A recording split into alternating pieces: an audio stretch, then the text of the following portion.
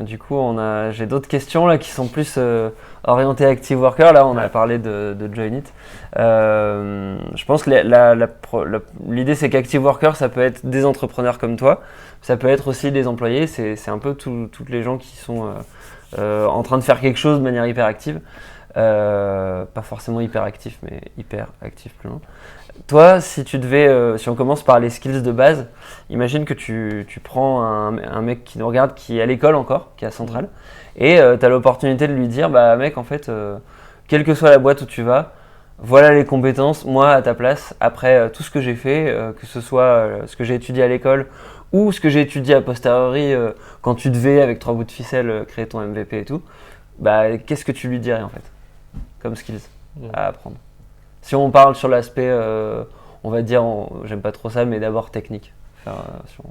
Ouais, c'est... En sachant que c'est un mec qui veut aller évidemment dans une boîte tech pour aller plutôt, faire plutôt sur du web, du digital.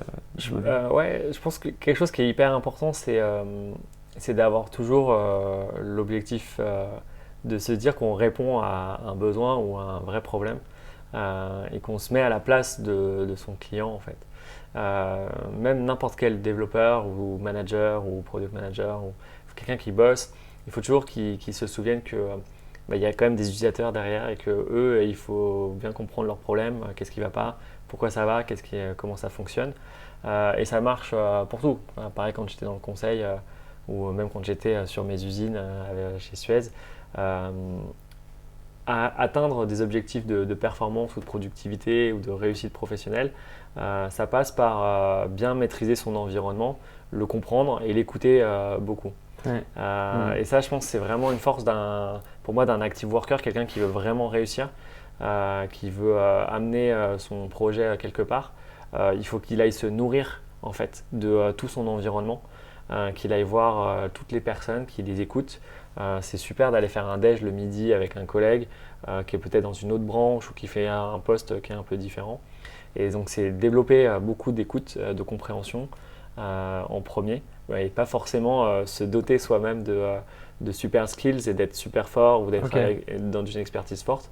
Je pense déjà bien comprendre l'entreprise. D'abord aller à la rencontre en fait de tous ces coworkers. Exactement. Et pour faire un peu un état de la situation, bien comprendre le contexte. Ouais. Avant de se lancer tel PC, se dire en gros bien il faut tel environnement. Et le succès, c'est de maîtriser son environnement en fait. Une fois que tu maîtrises mieux ton environnement, tu vas tout de suite voir les opportunités qui vont se créer.